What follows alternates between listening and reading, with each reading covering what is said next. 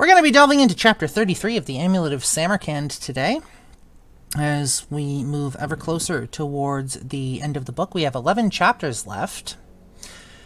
If you'd like to follow us on social media, you can do so at lanktr.ee/Idiot Book Nook, where you can find links to our YouTube, links to the Twitch, links to the podcast feed, links to Anchor to leave us voicemail messages if you want to do so.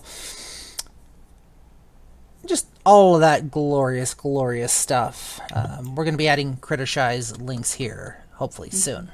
So just bear with us. And you could also find our individual stuff in that same link tree as well if Correct. you want to see what we do outside of Idiot Book Nook. Correct.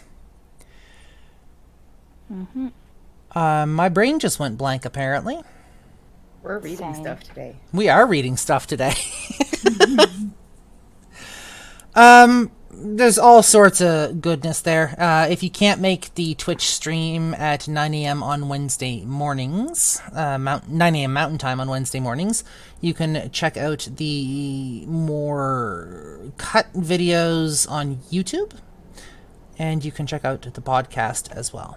But with that being said, I wanted to just quickly bring something up, because we now have 4 people here of possibly redistributing the reading roles and potentially moving Bartimaeus from our narrator to Lady Punnet. What? That look okay. All right, I just That's what Blue Dragon does for Bartimaeus. That's his voice. I just wanted to check and see how you were feeling about that. Obviously, we're not going there, so don't worry about it. With that being said, narrator, would you please take it away? Because I feel bad now and I'm just going to stop talking. Bartimaeus is a sassy bitch. I'm the sassy bitch of this group. Are you saying I can't be a sassy bitch? You are a sassy bitch, but you're sassy in other ways. You're sassy like a brat. I'm sassy like a queen. Don't you look at me in that tone of voice, Blaze.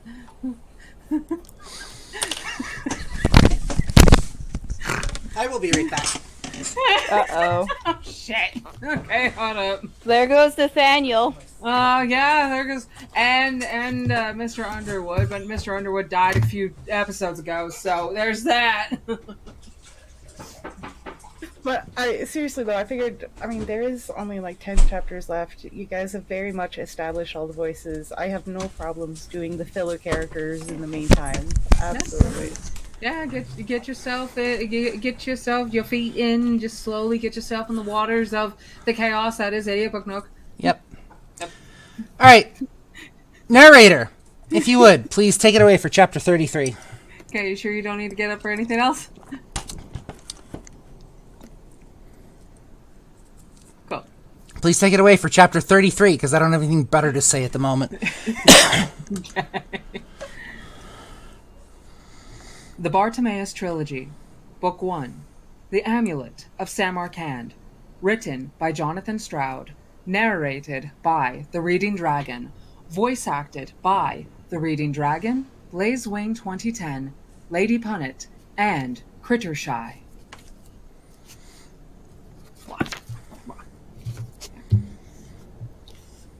Chapter 33. In his dream, he sat in a summer garden with a woman at his side. A pleasant feeling of peace was upon him. She was talking, and he listened, and the sound of her voice mingled with the bird song and the sun's touch upon his face. A book lay unopened in his lap, but he ignored it. Either he had not read it, or he did not wish to do so. The woman's voice rose and fell. He laughed, and felt her put an arm around his shoulders. At this, a cloud passed over the sun, and the air chilled. A sudden gust of wind blew open the cover of the book, and rifled its pages loudly. The woman's voice grew deeper. For the first time, he looked in her direction. under a mop of long, blonde hair, he saw the genie's eyes, its leering mouth.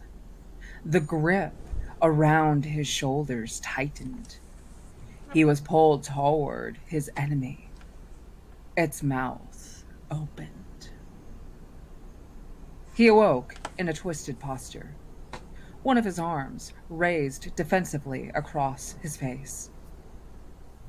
The fire had burned itself out, and the light was dying in the sky. The library room was thick with shadow. Several hours must have passed since he had fallen asleep, but he did not feel refreshed, only stiff and cold. Hunger clamped his stomach. His limbs were weak when he tried to stand. His eyes were hot and dry. In the light of the window, he consulted his watch. 3:40. The day was almost gone. Bartimaeus had not yet returned. As dusk fell, men with hooked poles emerged from the shops opposite and pulled the night grills down in front of their display windows. For several minutes, the rattles and crashes echoed along the road from both directions, like portcullises. Wait, am I portcullises? Portcullises. Yes. Yeah, I got that that right. Portcullises. Yeah. Like portcullises being dropped at 100 castle gates. Yellow streetlights came on, one by one, and Nathaniel saw thin curtains being drawn in the windows above the shops. Buses with lit windows rumbled past. People hurried along the pavements, anxious to get home. Still, Bartimaeus did not come. Nathaniel paced impatiently about the cold, dark room. The delay enraged him. Yet again, he felt powerless, at the mercy of events. It was just as things had always been. In every crisis, from Lovelace's first attack the year before to the murder of Mrs. Underwood, Nathaniel had been unable to respond. His weakness had cost him dearly every time. But things would change now. He had nothing holding him back. Nothing left to lose. When the genie returned, he would. Evening edition, latest news. The voice came faintly to him from along the darkening street. Pressing his head against the leftmost window, he saw a small, weak light come swinging along the pavement. It hung from a long pole above a wobbling handcart. The paperboy, back again. For a few minutes, Nathaniel watched the boy's approach, deliberating with himself. In all probability, there was no point. Deliberating with himself. In all probability, there was no point in buying another paper. Little would have changed since the morning. But the Times was his only link with the outside world. It might give him more information about the police search for him, or the conference. Besides, he would go mad if he didn't do something. He rummaged in a pocket and checked his change. The result decided him. Treading carefully in the half-light, he crossed to the staircase, descended to the ground floor, and squeezed past the loose plank into the side alley. One copy, please. He caught up with the paperboy just as he was wheeling his cart around a corner, off the main street. The boy's cap was hanging from the back of his head. A sprig of white hair spilled out onto his brow. He looked around and gave a slightly toothless grin. You again? Still on the street? One copy. It seemed to Nathaniel that the boy was staring at him. He held his coins out impatiently. It's all right. I've got the money. Never said you hadn't, chum. Trouble is, I've just sold out. He indicated the empty interior of his cart. Lucky for you, mate. Lucky for you, my mate. We'll have some left. His pitch isn't so lucrative as mine. It doesn't matter. Nathaniel turned to go. Oh, he'll be just along here. Won't take a minute. I always meet here near the Nag's Head at the end of the day. Just round the next corner. Well... Don't you do it. It's a trap! Nathaniel hesitated. Bartimaeus could be back at any time, and he'd been told to stay inside. Wait, told? Who was the master here? It was just around the corner. It would be fine. God damn it. God damn it. Yep. All right. He said. Just before we continue, I fucking told you the first thing he's gonna do is leave the goddamn building. You called it. You definitely called it. Sorry. Go ahead. Continue. Sorry to break the fourth wall. Dandy, come on then. The boy set off, the wheel of his cart squeaking and shaking on the uneven stones. Nathaniel went beside him. The side road was less frequented than the main highway, and few people passed them before they arrived at the next corner. The lane beyond was quieter still. A little way along it was an inn, a squat and ugly building with a flat roof and gray pebble dash walls. An equally squat and ugly horse was depicted on a badly painted sign hanging above the door. Nathaniel was disconcerted to see a small vigilance sphere hovering unobtrusively beside it. The paperboy seemed to sense Nathaniel's hesitation. Don't worry, we're not going near the spy. It only watches the door, acts as a deterrent. Doesn't work, mind. Everyone at the Nag's Heads just goes in the back anyway. Here's old Fred. A narrow alley ran off from the lane at an angle between two houses, and at its entrance another handcart had been parked.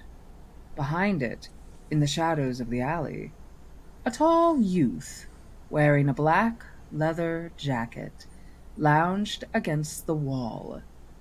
He was eating an apple methodically and regarding them from under lowered eyelids. Hello, Fred. The paperboy said heartily. I've brought a chum to see you. Fred said nothing. He took a giant bite out of the apple, chewed it slowly, with his mouth slightly open, and swallowed. He eyed Nathaniel up and down. He's after an evening paper, the boy explained. Is he? Fred said. Yeah, I'd run out, and he's the one I was telling you of all in all. The paperboy added quickly. He's got it on him now.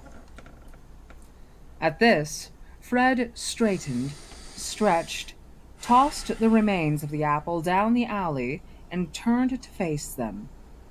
His leather jacket squeaked as he moved. He stood head and shoulders taller than Nathaniel, and was broad-chested too. A sea of spots on his chin and cheeks did nothing to detract from his slightly menacing appearance.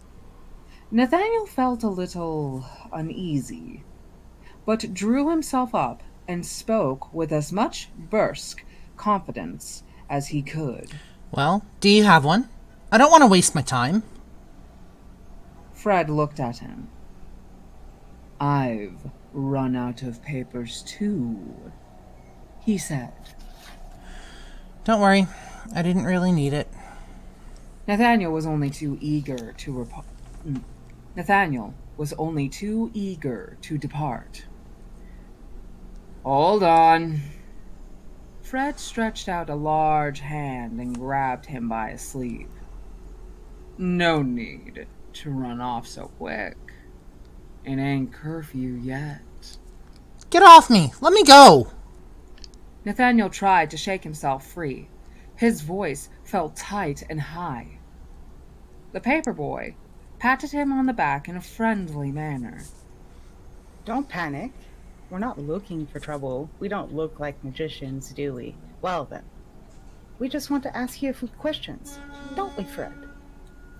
That's right. Fred seemed to exert no effort, but Nathaniel found himself drawn into the alley, out of sight, out of the inn, along the street. He did his best to quell his mounting fear. What do you want? He asked. I haven't got any money. The paperboy laughed. We're not trying to rob you, chum. Just a few questions. Like I said, what's your name? Nathaniel swallowed. John Lutyens. Lutyens. We aren't posh, so what are you doing around here, John? Where's your home? Highgate. As soon as he said it, he guessed it was a mistake. Fred whistled. The paperboy's tone of voice was politely skeptical. Very nice. That's the magician's part of town, John. Are you a magician? Nope. What about your friend? Nathaniel was momentarily taken aback.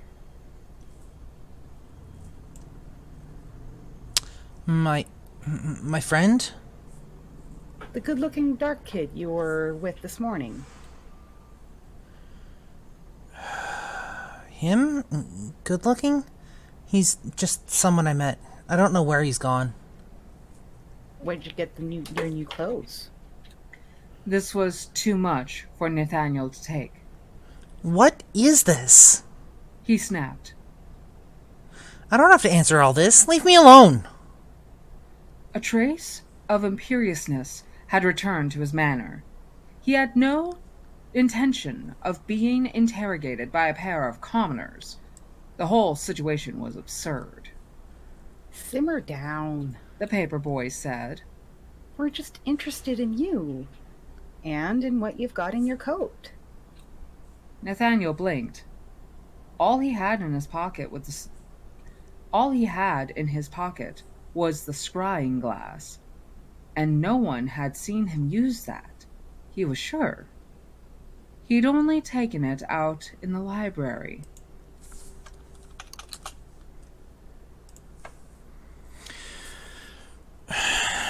My coat?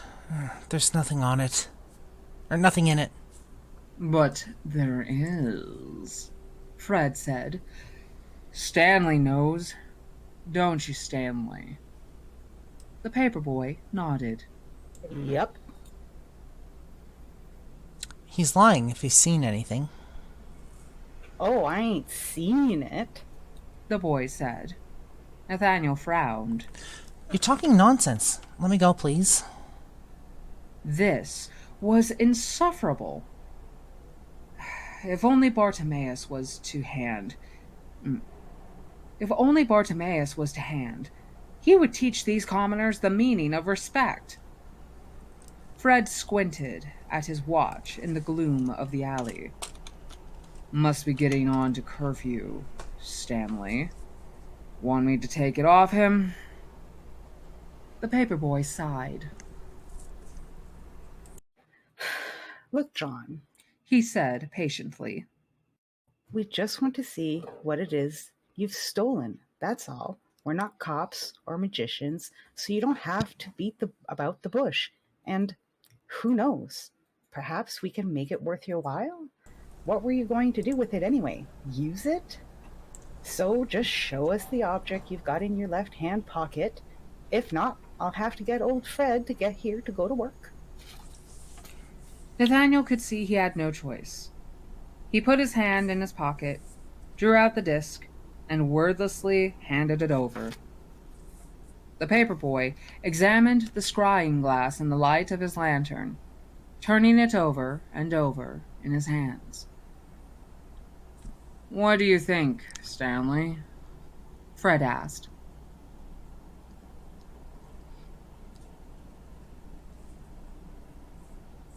Stanley. Sorry, throat. Modern. He said at last. Very crudely done. Homemade piece, I'd say. Nothing special, but it's worth having. Apparently someone disagrees. Apparently. He passed it across to Fred to examine. A suspicion took sudden shape in Nathaniel's mind. The recent spate of artifact thefts was a big concern to ministers. Devereaux had mentioned it in his speech, while his master had linked the crimes to the mysterious resistance which had attacked Parliament 2 days before. It was thought that commoners had carried out the thefts, and that the magical objects were then made available to enemies of the government. Nathaniel remembered the wild-eyed youth standing on the terrace at Westminster Hall, the elemental sphere spinning through the air. Here, perhaps, was first-hand evidence of the resistance in action. His heart beat fast. He had to tread very carefully.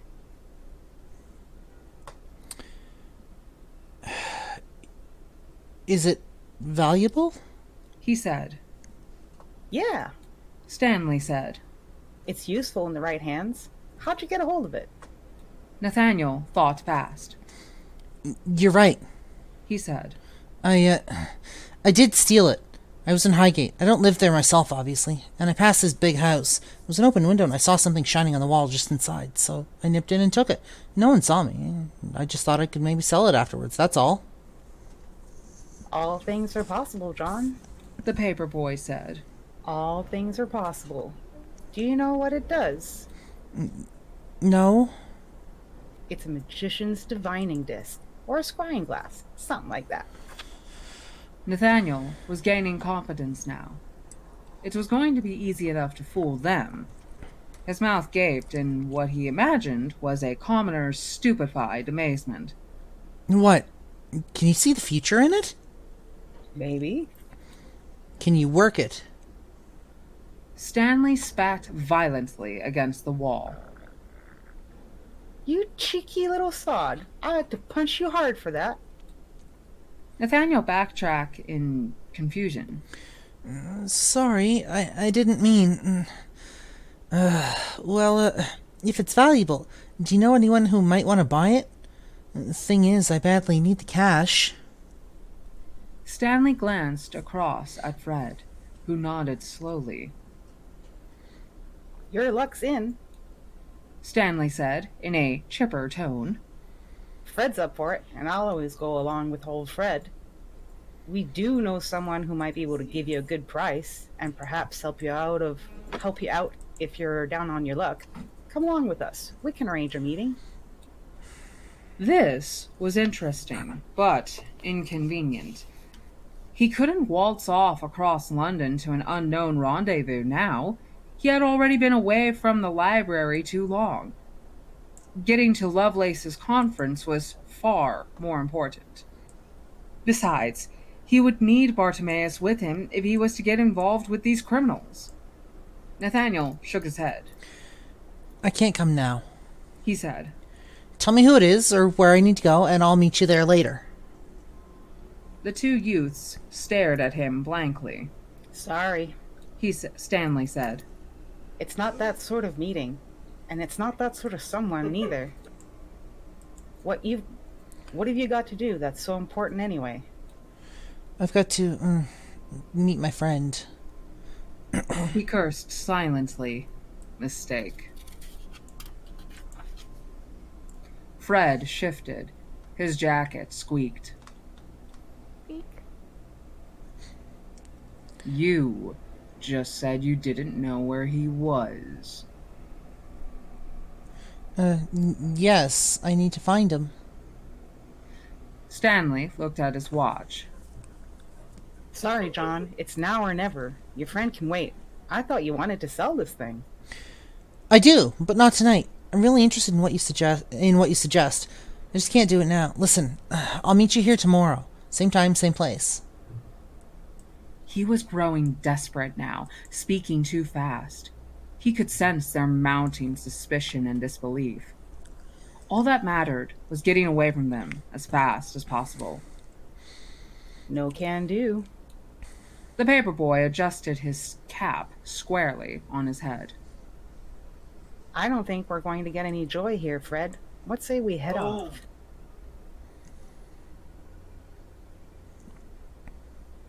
Fred nodded. With disbelief, Nathaniel saw him stow the scrying glass inside his jacket pocket. He let out a shout of rage. Hey, that's mine. Give it back. You. Oh, wait, no, that's you. Sorry. You missed your chance, John. If that is your name, beat it. Stanley reached down for the poles of his handcart. Fred gave Nathaniel a push that sent him sprawling back against the wet stones of the wall. At this, Nathaniel felt all restraint dissolve. With a strangled cry, he fell upon Fred, pummeling him with his fists and kicking out wildly in all directions. Give me back my disc! The toe cap of one boot connected hard with Fred's chin, eliciting a bellow of pain. Fred's fist swung up and caught Nathaniel on the cheek. The next thing he knew, he was lying in the muck of the alley floor, head spinning, watching Fred and Stanley disappear hurriedly along the alley, with their carts bouncing and leaping behind them. Fury overwhelmed his dizziness. It took control of his sense of caution. He struggled to his feet and set off unsteadily in pursuit. He could not go fast. Night hung heavy in the alley. Its walls were curtains of gray, scarcely lighter than the inky nothingness out in front. Nathaniel felt his way, step by fervid step, one hand brushing the bricks on his right, listening hard for the telltale squeaking and scraping of the handcarts up ahead. It seemed that Fred and Stanley had been forced to slow down too. The sounds of their progress never quite faded. He was able to guess their route in every junction. Once again, his helplessness infuriated him. Curse the genie! It was never there when he needed it. If he ever caught the thieves, they'd suffer such... Now where... He paused beside a tall, barred window, caked with grime. Distantly, he made out the noise of handcart wheels banging hard on stone. The left fork. He set off down it. A little later, he became aware that the sound up ahead had changed. Muttered voices replaced the noise of movement. He went more cautiously now, pressing himself close to the wall, placing each footfall carefully to avoid splashing in the wet. The alley drew to an end at a narrow cobbled lane, fringed with mean little workshops, all derelict and boarded up. Shadows choked the doorways like cobwebs. A faint smell of sawdust hung in the air. He saw the handcart sitting in the middle of the lane. The pole with Stanley's light had been removed from its cart and could now be seen glowing faintly in a sheltered doorway. Within its wan halo, 3 figures talked quietly. Fred, Stanley, and someone else, a slight figure wearing black. Nathaniel could not make out his face. Nathaniel hardly breathed. He strained to hear their words. No good. He was too far away. He could not fight them now, but any scrap of information might be useful in the future. It was worth risking. He edged a little nearer. Still, no luck. He could tell only that Fred and Stanley were largely silent, that the other figure was holding court. He had a high voice, young and sharp. A little closer. On the next step, his boot knocked against an empty wine bottle that had been placed against the wall. It teetered, clinked faintly against the bricks, righted itself. It didn't fall. But the clink was enough. The light in the doorway jerked. 3 faces turned toward him. Stanley's, Fred's, and... In the instant Nathaniel was allowed, he only caught a glimpse. But it imprinted itself indelibly upon his mind. A girl's face, pale and young, with straight, dark hair whipping around. Her eyes were wide, startled but not scared, fierce, too.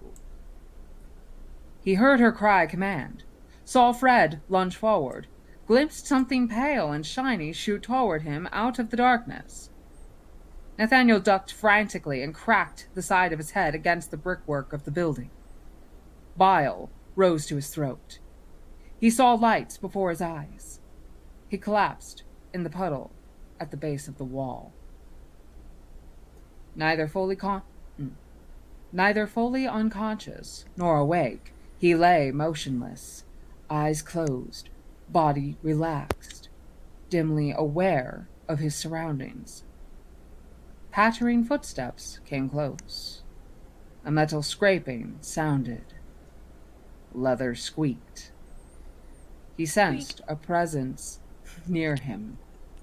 Something light brushing his face.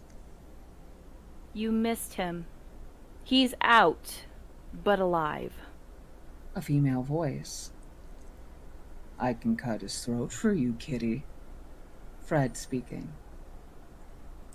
The pause that followed might have been of any duration. Nathaniel could not tell. No. He's only a stupid kid. Let's go. Silence fell in the darkened alley, long after his head stopped swimming, long after the water had soaked through his coat to chill his flesh. Nathaniel remained quite still. He dared not move. And thus ends chapter 33 of the Amulet of Samarkand, and god fucking damn it, Nathaniel. Fucking idiot!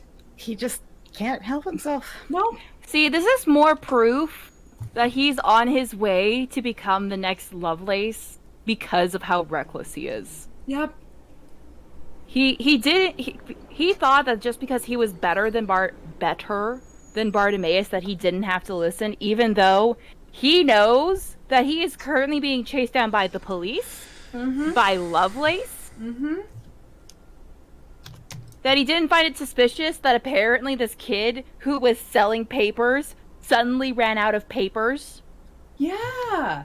And, there was a descriptor bit that showed that, his cap was kind of off. There was a white hair coming down, and his teeth was kind of, missing. As if maybe he's actually an older man. Actually, now that I think of it, they're probably all using glamour. Yeah. Because Kitty, who we now know the name of, described Nathaniel as a kid. Yeah. Yeah, but in those days, teenagers saw other kids as kids. And it's not like paper kids probably had a lot of, dental care. Yeah, but how many kids counterpoint, how many kids have white hair? Tons. Or streaks of white hair. Like, how often do you see a child with a streak of white hair? Depending on their living situations. I'm not saying that it's impossible. I'm just saying that plausibly children have often been used to round up other children for thefts and things like that. Yeah. We are now cemented further with the theory we had that Kitty seems to be, like, a leader of some sort, because Nathaniel described her as holding court. Mm-hmm. And I think at first he mistook her for just another boy as well. Or at least from the demeanor or the height. Yeah. Mm-hmm. There's a possibility. I have a theory. That's what I meant to say. I have a theory that A Kitty game is theory. Yeah, Is it a game theory. demon? No, that Kitty might be leader of the resistance. I'm going to second that because I'm getting those vibes as well. Yeah. I'm not sure if she's a leader, but she might be a lieutenant. Maybe. Definitely in there, especially like with the whole like that's not the kind of person you're meeting. Mm-hmm. Hello, Sir Glenn. Hi, Glenn. Hello. Another point I want to bring up. It's interesting because Nathaniel kept describing them as filthy commoners. And the only other commoners we've seen him interact with are his tutors. And we know for a fact that his art teacher, whenever he referred to them as commoners, gave him a look and he would apologize. So it's interesting to see how, with Miss Luten's absence, how it seems that has just stuck even further. The classism. Mm-hmm. Yeah. Bespra was asking. Yeah, I know. I've no idea what they were talking about, so. Upper right video is suggesting me. Yep. And in the back left, Which is it's Could that be your dress? no, that would be on the right hand side, the right corner. The left corner is a bunch of my crafting stuff and things that need to be mailed or brought with me to Indiana when I go on my trip. Gotcha. Yeah. So. I think that's what they were asking about. Yeah, no, this is my recording studio, crafting space, and office and workout space. So, yeah, to answer your question, Bespra. Some more points that are interesting, I think.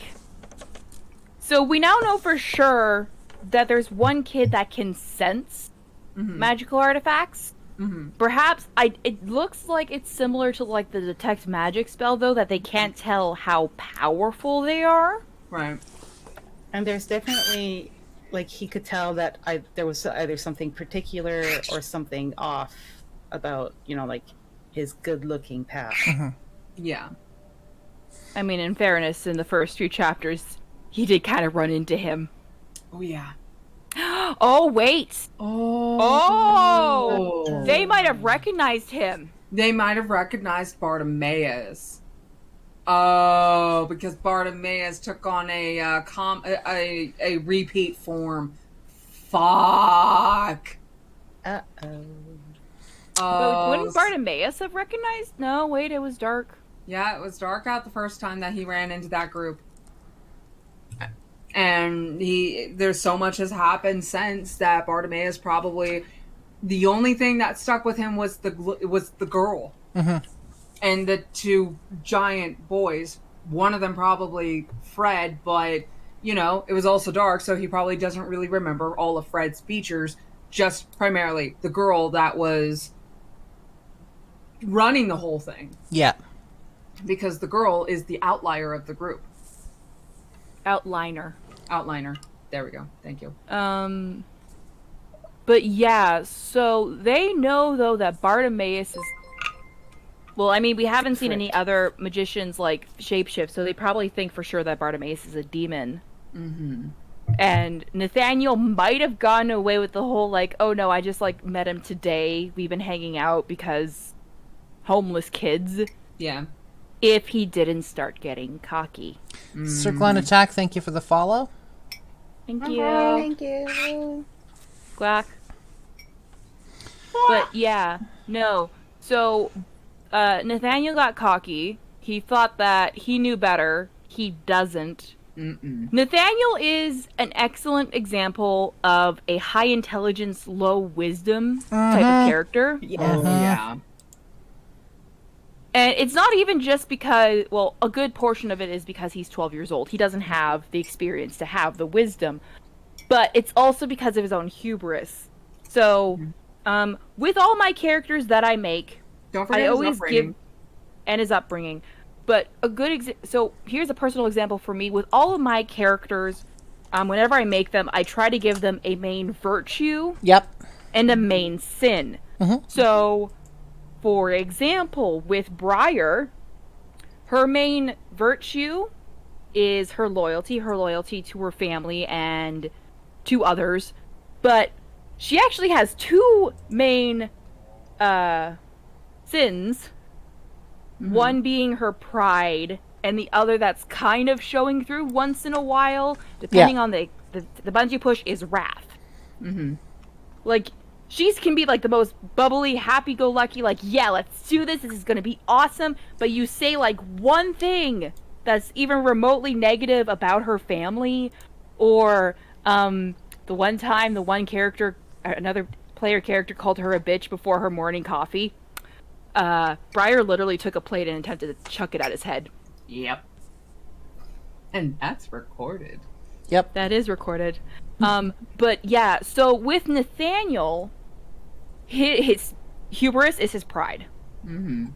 It's number one, his pride. We haven't seen, and I would say his main virtue would be diligence because of his wanting to learn all of this stuff.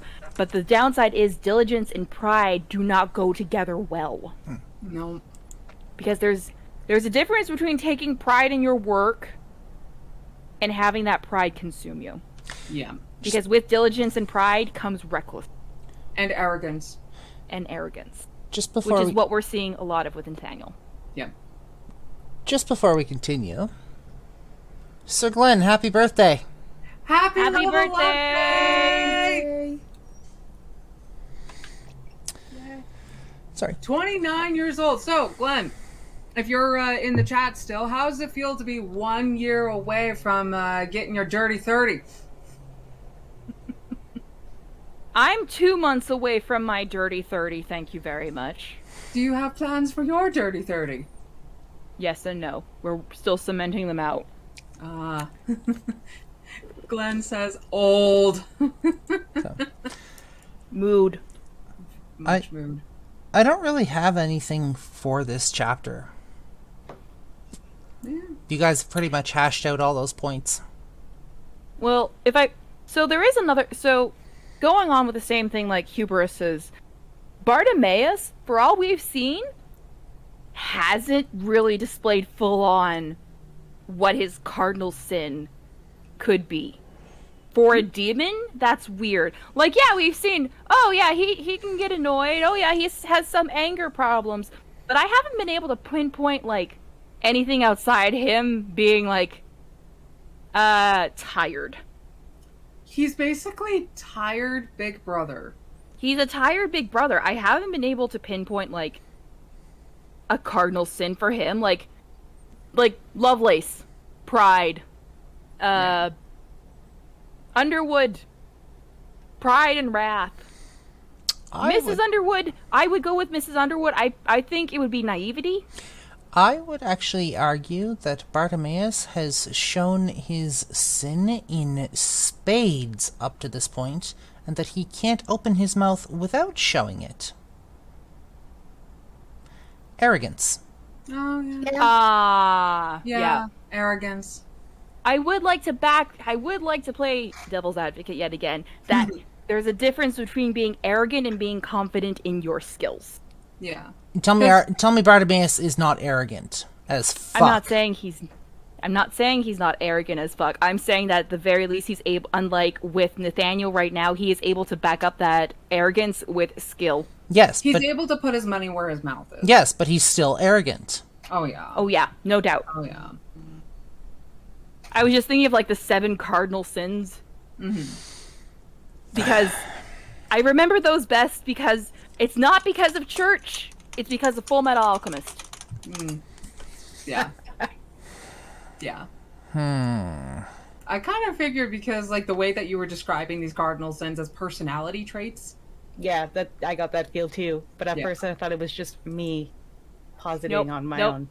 Because of Full Metal Alchemist. Full Metal Alchemist, and it's also because I find if a character, I don't like it when characters are too much of one thing, which is why, so I don't get overwhelmed, I decide right away, okay, what is this person's virtue and what is this person's sin? So, for example, Rochelle Wood, main one is diligence and loyalty. However, she has slight issues with naivety, and she tries to believe the best in everyone. So ignorant. And ignorance, and well, this is going to show through a bit more with its next arc. She's going to show her wrath. Ooh, yeah, because she's got that because she can hit hard. So, as most people would have seen if they're on TikTok and have been part of the Hogwarts Professors tag at any point. Well, not just with her fist. She's going to hit hard with words because spoiler alert, her dad's coming to Hogwarts. Her biological father is going to make an appearance with her mom. Yeah. You said when it comes to Bartimaeus, you were talking about the 7 deadly sins, right? Yes. The 7 great vices.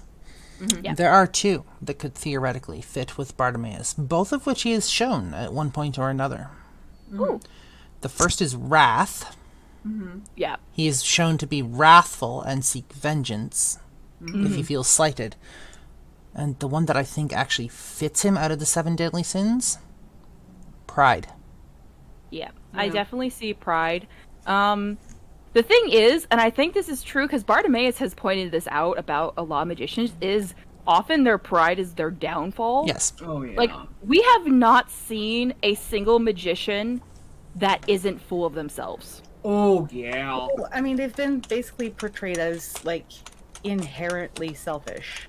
And like, pompous assholes. Yeah, like, that just comes with the territory. Magician equals, you know, a hoity-toity jackass who's going to grind you underneath his boot if he gets a chance to get some jollies out of it.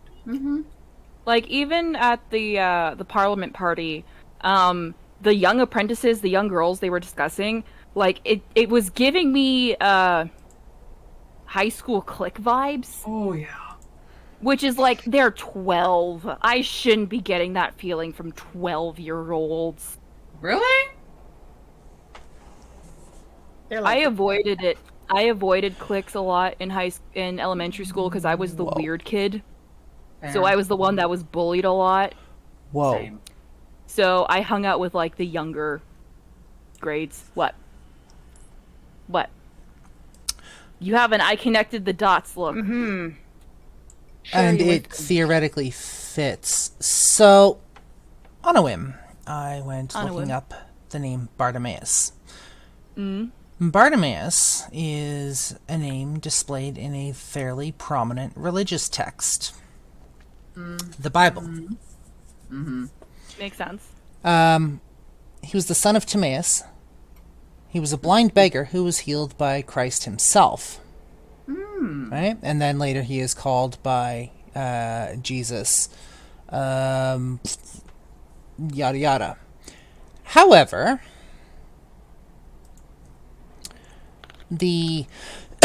according to the bibliography information.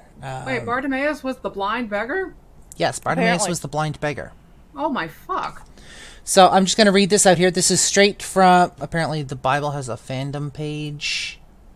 So I'm just going to I'm just going to go ahead and read this out here. Bartimaeus is the son of Timaeus, who was a blind beggar who was healed by Jesus Christ. He is called by Jesus. He was sitting on the side of the road when Jesus was walking through Jericho. When he heard that Jesus was near, he shouted, "Jesus, son of David, have mercy on me." When Jesus heard him, he stopped there in the road and said, "Tell him to come here." Bartimaeus yanked off his old coat and flung it aside, jumped and went to Jesus. Jesus healed Bartimaeus, and the blind man could see. The fact that he threw off his coat is significant. As a matter of custom, blind men and beggars wore certain coats to identify them so that people could recognize their needs. Bartimaeus had so much faith that he would be healed by Jesus that he threw off his coat, knowing that he no longer would need the coat that identified him as a blind beggar even before he was healed. Looking further into the name Bartimaeus. Bartimaeus, a hybrid word from the Aramaic bar, meaning son, and the Greek timios, meaning honorable. The name translates literally to honorable son. Oh, fuck. We have seen that Bartimaeus, as a whole, is honorable. Oh, yeah. He's a demon. He's an honorable demon, which is kind of an oxymoron. But also, is that where the term blind faith comes from? Yes. Yeah. Yep. Oh, you learn something new every day. Bartimaeus did make a very brief mention earlier on in the book about a time where he was mortal. There's more to it. For the improbability of the derivation from Bartimae, the son of the unclean, and the allegorical meaning the Gentiles are the spiritually blind, Bartimaeus is given as the name of a blind beggar whose eyes Jesus Christ opened as he went from Jericho on his last journey to Jerusalem. An almost identical account is given by Luke, except that the incident occurred as he drew nigh unto Jericho, and the name of the blind man is not given. Again, according to Matthew, as they went from Jericho, two blind men, unlike Mark and Luke, received their sight. It is not absolutely impossible that the 2 or even 3 events are recorded, but so close is the similarity of the 3 accounts that it is highly improbable. Regarding to them as referring to the same event, it is easy to understand how discrepancies arose, blah, blah, blah. It just keeps going on there. But yeah. Now I'm just picturing that Bartimaeus was summoned by Jesus Christ because Jesus Christ was a magician. But And that's how he turned wine into water. And that's how he came back to life 3 days later. But that doesn't explain how Bartimaeus would have become a demon. I mean, I think it's... So, hear me out. Jesus Christ wasn't actually the nicest guy, and he did that to, like, make him seem more holier than thou. I mean... So he got Bartimaeus in a contract. There's already theories that he's... what's that? Has anybody watched Life of Brian? Nope. I've heard of it.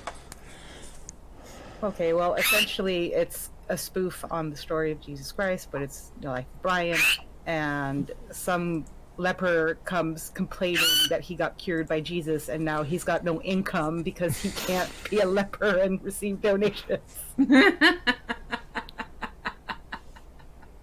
That's hilarious. I'm trying to become a leper again. Oh, God. Also, I don't think that Bartimaeus was actually that. So in this universe, in the Bartimaeus series, I don't think they're the same because Bartimaeus has already said he was a demon when he was in ancient Egypt. Yes. However, the name translates to honorable son. And and like I mentioned before, there was very brief mention. You have to like really pay attention to it and really remember. Bartimaeus mentioned at one point he was mortal. Say what you want about Bartimaeus within the Amulet of Samarkand, the book. Say whatever you want about him. Find me a place in this book where he lies or he does not hold true to his convictions and he is not honorable in his intentions at least, which we can also allude to the reason why he might be showing favor or he might actually give a shit about Nathaniel. He is being honorable about this, even though he has absolutely no right to. He's been summoned, he's been held captive. Nathaniel keeps stringing him along and basically pulling him forward and altering the deal. Basically, I have altered the deal, pray I do not alter it further, that sort of thing. Bartimaeus goes along with it because he is honorable and it is the honorable thing to do. Also, he doesn't want to get stuck in the tin for all eternity. Correct. That's not we're not saying that there's not like an alternative motive, but he could have done what a lot of demons in the past and in written literature have done in the past, which is try to make the deal more in their favor, use proper wording, interrupt him when he's giving commands, just make it so that Nathaniel's life becomes 10 times harder than it actually is. And yes, he has done that. He's done it a couple of times to prove a point, but he hasn't done something that could outright kill Nathaniel. Yeah. He said, I could kill you. He made allusions to the fact of it, but Nathaniel held his ground, and I think that's the reason why Bartimaeus didn't outright kill him. Because he saw this kid, this terrified kid, hold his ground. And he's like, all right, you get another go. I'm not going to kill you yet. He's growing a respect for this kid. I wouldn't say respect. I'd say a grudging alliance. That's an interesting take. One more just on this avenue here. The story of Bartimaeus is that of a blind beggar who could hear despite his blindness, who had faith and had courage, had focus, had a voice that could not be silenced by intimidators, who proved to be unstoppable, and who got his desired miracle, restoration of sight, when he encountered Christ. Therefore, after followed the healer. Bartimaeus mentioned at one point that he was mortal. Mm-hmm. Has he ever mentioned he's tired of being a demon? I don't think Do you so. think Do you think he pretended to be immortal for a bit? What does Bartimaeus wish for? What is his heart's desire? Every being, no matter whether you are immortal or not, has one thing that you long for. I don't think he's ever mentioned. Oh, We know it's not ultimate power, though, because He doesn't crave power. freedom. Freedom. He's been wanting to be free from the contract. Well, it's not just like a contract. Like, he seems to be perpetually put back in contracts. I think he's kind of done with that as a whole. Yeah. are you saying he's kind of like Genie from Aladdin? Yes. Pretty much. I mean, So- free. the kind of demon he is a genie. He wants to not. I think he wants to just be able to make his own decisions. In order to be free from that, he would have to be made mortal, because demons are inherently bound by those contracts, no matter who they are. Bartimaeus was the genie from 101 Nights, 1001 Nights. The young boy was Aladdin. In Egypt, though? Hold on. I mean, That's where the author could have pulled their inspiration from, honestly. Probably. Let me go to Arabian Nights. 1001 is Nights. inspiration from everyone. Yeah. Hold on. Grabbing a synopsis. I have Britannica.com open. 1001 Nights, also called the Arabian Nights, the Arabic Layla, please excuse me if I've butchered that. A collection of largely Middle Eastern and Indian stories of uncertain date and authorship. Its tales of Aladdin, Ali Baba, and Sinbad the Sailor have almost become part of Western folklore, although these were added to the collection only in the 18th century European adaptations. So we're gonna have to scroll down here. So they keep mentioning Prague. Mm-hmm. As Yeah, they do. and Samarkand, I believe we have determined, is Middle Eastern in origin. Yes. Yeah. Though the names of the characters, hold on. Though the names of the characters are Iranian, the frame story is probably Indian. The largest proportion of names is Arabic. The tale's variety and geographical range of origin, India, Iran, Iraq, Egypt, Turkey, and possibly Greece, make single authorship unlikely. This view is supported by internal evidence. The style, mainly unstudied and unaffected, contains colloquialisms and even grammatical errors such as no professional Arabic writer would allow. Egypt was mentioned in that list. So... And I just checked. Egypt's a part of Asia. Yeah, it's actually on the northeastern quadrant of Africa. It's basically a separating divider between Africa and Asia, Eurasia. Let me see here. Like, I am fairly certain Jonathan Stroud will not answer this question. But if by perchance he is watching this stream because he has interacted with our Twitter posts and whatnot. Jonathan Stroud, was Bartimaeus the genie from 1,001 Nights? Hold on. Holding. I have a wiki here. ArabianNights.fandom.com/wiki/genie. Okay. So In I Islam... thought of something. Sorry, go ahead. But I'll take it when you're done. Just In Islam and pre-Islamic Arabian folklore, a genie or jinn is a supernatural fiery creature which possesses free will. Jinn are mentioned in the Quran, wherein a whole surah is named after them. They can be both good and evil and tend to live in isolated areas. In some cases, evil jinn are said to lead humans astray. In Islam, Satan, known in Arabic as Iblis, is the infamous jinn that refused to bow down to Adam when ordered to by God. Give me 1 second, because they actually have a listing here for, let's see. List of jinn in Arabian Nights. Genie of the Lamp in Aladdin and the Wonderful Lamp, and then there's the Genie of the Ring in Aladdin and the Wonderful Lamp. So there's two genies, apparently. Ooh. Let me... I don't want to exit pages. Screw off. I'm trying to see if I can get a link. There's mention that there's a powerful entity in the Amulet of Samarkand. True.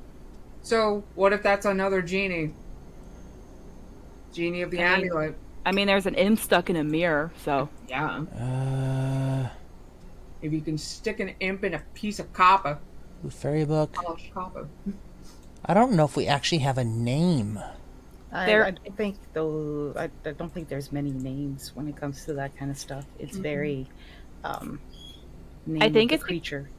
I think it's because of the whole, like, names hold power Oh, yeah. type of situation. There's also the fact that stories as old as 1001 Nights, Yep. or the Arabian Nights, because of how things get translated over time and how muddled those translations can be,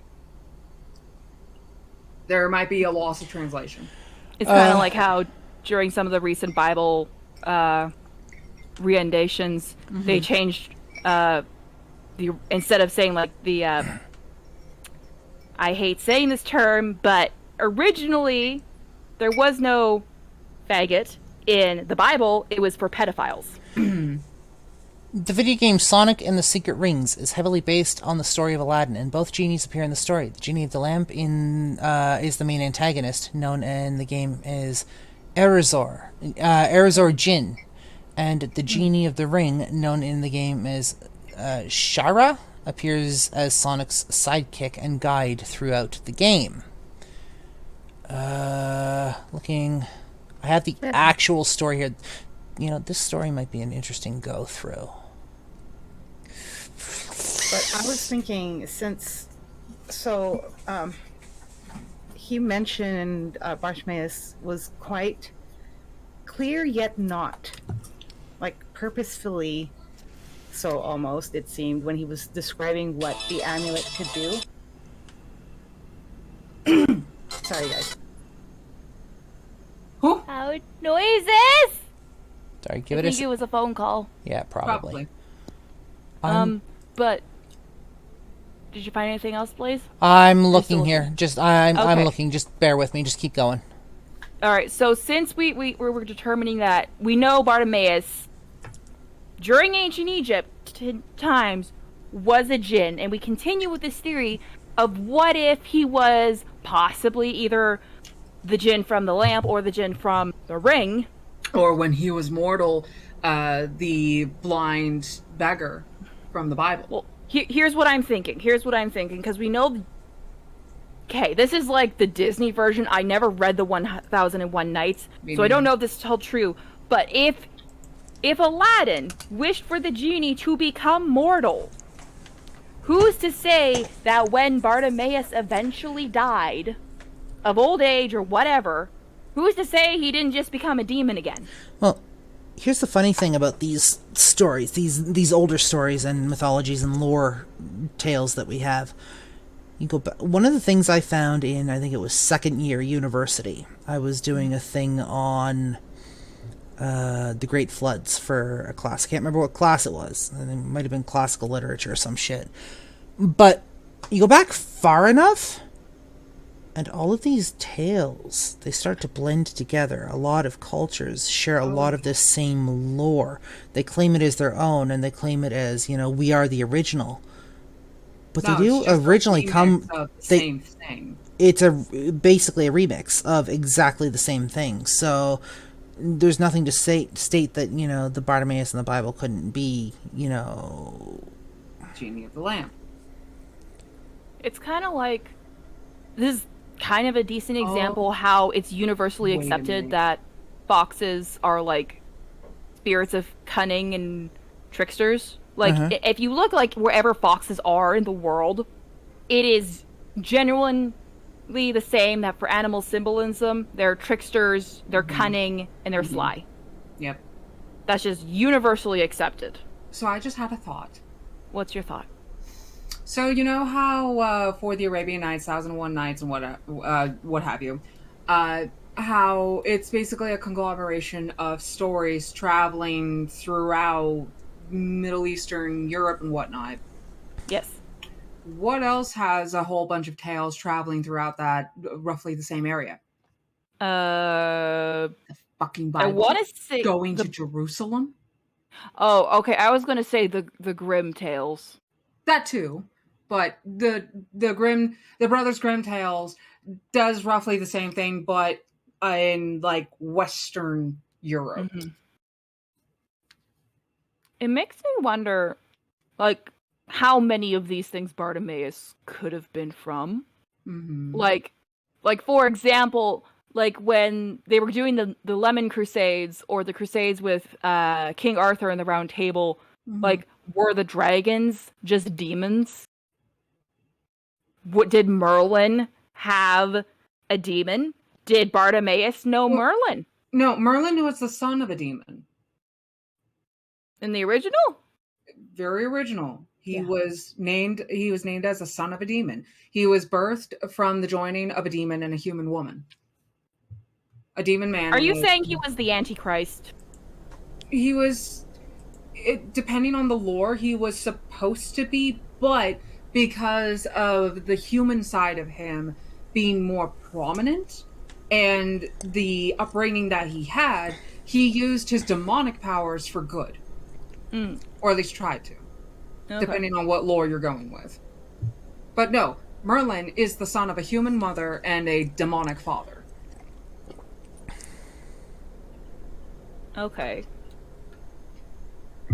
Depending on what lore you go Merlin was Bartimaeus' son. Oh god. No, Merlin was Bartimaeus' son, that's what I meant. You okay, Blazewing? You look like you found something. I'm lost in thought. I'm lost in research here. Oh no.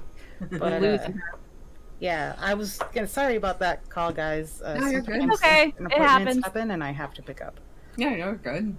What I was going to say is Bartimaeus made a great point about what the amulet was, sort of, and how it's like a big old blanket of protection from everything. Oh, yeah. Could it protect Bartimaeus from, say, getting contracted? Aladdin... Sorry, go ahead. Go ahead. Bartimaeus said that it protects from magic attacks. But who's to say, like...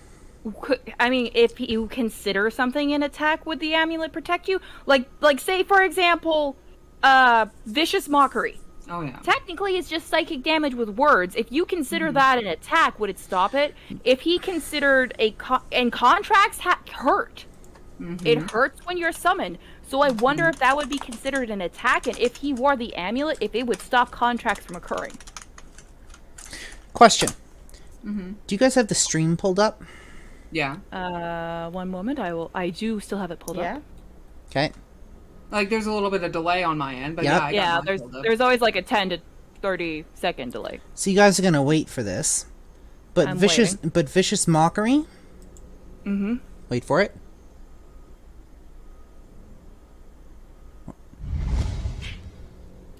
One second. One second. Emotional damage.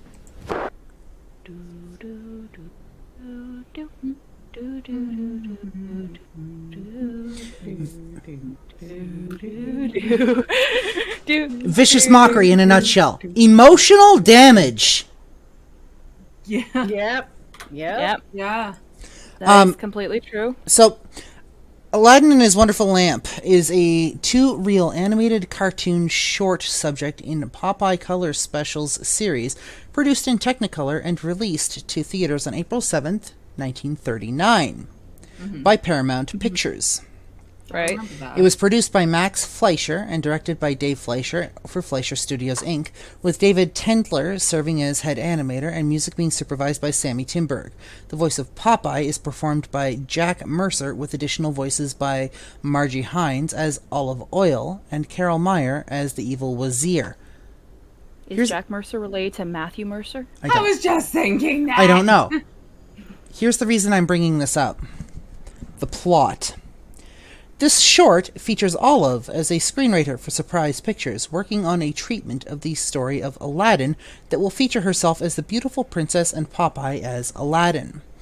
All the while speaking in rhyme. As she types, her adaptation of Aladdin comes to life on screen, with Popeye having to use his wits against an evil vizier who seeks to control a magic lamp inhabited by a powerful genie. After completing the script, Olive gets termination of employment notice from the front office, which reads, "Your story of Aladdin is being thrown out, and so are you." Surprise!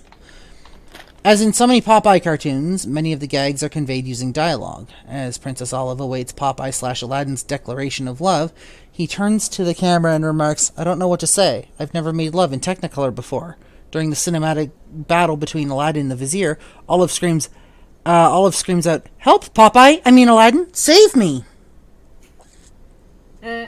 Because throughout the series of Popeye, that's one of kind of her catchphrases. Save me, Popeye. Pretty much. Yep. So basically, she was the stereotypical damsel in distress. Oh, yeah. 100%. Have you never seen Popeye? I saw like clips of it, but I never actually watched like a full episode because my family was strictly a Looney Tunes fan. There. Yeah, see, I grew up watching a lot of Popeye. There was a lot of Betty Boop, a lot of the old classic cartoons. My mom had a couple of those like VHS collections of classic cartoons. So I got to see a whole good number of at least the more popular classic cartoons, especially original Casper the Friendly Ghost. Are you done? Are you done scenting me now? Are you done scenting me? I'm not yet. We don't Okay, actually... we are kind of dragging on here. Just a couple more... Sorry, go ahead. Oh, I was just going to say, we probably want to start thinking of Wrapping a up. wrap-up. Yeah. It's going to be a longer episode, but it's a fairly interesting discussion, I think. Well, I mean, can't... I don't think we plan to have a discussion about how there's a chance Bartimaeus is the genie from 1001 Nights. Yeah. It would be cool, though. Right. It's a possibility, and who's to say that he wasn't involved in some of the stories from that? Because depending on how long Bartimaeus has been considered a level 14 demon, there is a chance that he might have been involved in like some minor things. Well, I'm sorry, but this, as far as I'm concerned, there's too much information here that lines up to be a coincidence. We have an Egyptian boy. We have the name Bartimaeus of as basically a demon. We've seen that line up kind of the blind beggar. As a genie, and the book refers to him as a genie. Yes, we have the Egyptian boy. We have the Amulet of Samarkand, which is a Middle Eastern notation, if I'm not mistaken. It's mentioned Egypt quite a few times. They keep mentioning Prague, which is Middle Eastern. That is, as far as I'm concerned, too much of a coincidence for it not to be where the inspiration for where this story was drawn from. Well, also there is the inspiration of the blind beggar and how Bartimaeus means son of honorable man. Yeah. Another thing, also,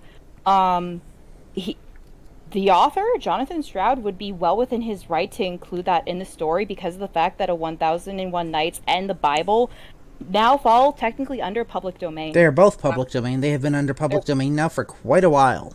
Oh, yeah. Exactly. So if he decided, oh yes, this and this all work out great for me, even if he's not putting like, I like how the fact like it's interpreted like that, but it's not like flat out saying it. Mm-hmm. Like maybe down the line it will, but there's like this buildup of like, oh yeah, he was around in ancient Egypt. There's this peasant. That's another thing, because we all know that Aladdin was a thief, and he's always just, the first time we meet the form, he's in like basically a loincloth. I believe it was like. Mm-hmm. Kinda, yeah. Yeah, and that would probably be something a peasant boy would have worn back in ancient Egypt to keep cool. The only reason that it's not like that in like Disney is because, let's face it, Disney is about modesty unless it comes to the females. They do still portray Aladdin as a street rat, though. Yep. Which implies thief and beggar. Yep. Which leads even more credence to the... Aladdin was a beggar. Bartimaeus was a beggar in the Bible. What if Bartimaeus was Aladdin? And the human boy form was his first form? Bartimaeus was the human. What if Aladdin... And the boy... Go ahead. Mixed up? Oh, bear with me here. I'm going to throw a thought Very. out. Liars. Aladdin. The story of Aladdin in 1001 Arabian Nights goes that he had this minor genie. I don't know all the specifics, but he had this minor genie that he used to go through the Cave of Wonders to get a more powerful genie. Mm-hmm. Jafar was also there, kind of this evil guy who wanted to take over a neighboring kingdom of Agrabah. Mm-hmm. What if Aladdin got tricked into assuming the genie's power and taking up his mantle? Or a punishment for maybe not keeping his word. Yeah. Or it could have been like how in Jafar, like, if we go through with it, maybe... Wait, what if Bartimaeus took on the genie's form so that way the genie could be free because he wanted his friend to be free? Maybe. You're thinking Aladdin took the genie's place? Yeah. Mm-hmm. I'm gonna have like Bartimaeus was originally Aladdin. Mm-hmm. We don't have confirmation. I'm gonna go through, I think, the story of Aladdin and the Wonderful Lamp, and I'm gonna do some background information. I'm gonna do some background research. I want to start off next episode by talking about this. I'm gonna make some notes. Okay. Thinking back, I don't think like Bartimaeus became Aladdin. Anyways. But like, yeah. Yeah, we need to wrap up this episode. Yeah, I know. we are. Somebody's saying hi there, people in the chat. Oh, hey Jordan. Hello, chat. So, Sorry. but yeah, no, we are going to wrap up this episode. I'm going to cut us off here. Also, Jonathan Stroud, if by chance you do happen to watch this episode or listen to this episode, if you want to confirm or deny any of this, please leave us a note. Please also let us know whether or not you want us to give this as public information, because we will keep it under wraps if you so choose. Yes. I mean, only 18 plus people should be listening, so I imagine they would know to keep a secret, but, you know, kids. Kids these days. Anyways, that has been it. This is going to be it for episode 49 of the Idiot Book Nook, chapter 33 of the Amulet of Samarkand. We've had some invigorating discussion with this episode. This episode's going to be a bit longer, so... this episode has been a bit longer at this point. And good way to just end things before we hit our big 50. Yeah. Yeah. We hope that you've enjoyed the journey along with us. Guys, next episode is our 50th episode. What should we do for a big 50? I don't know. Wear fancy hats. Okay. I don't know if I don't know if I have a fancy hat, but I can wear a hat. That's fine. I mean, a fancy hat would be kind of hard with a headphone. Yeah. That being said, if you'd like to follow us on social media, you can do so at linktr.ee/idiotbooknook. You can find links to our socials. You can find links to our podcast and our podcast feeds. can find links to the YouTube and the Twitch if you can't join us on Twitch, or if you can join us on Twitch 9 a.m. Mountain Time on Wednesdays, you are more than welcome to. We do try to do live feedback with our guests and with our audience and all of that. Thanks for joining us for the Idiot Book Nook. I'm Blazewing. I am the Reading Dragon. I'm Lady Punnet. And I am Crittershy. And we will see you guys for the big 5-0.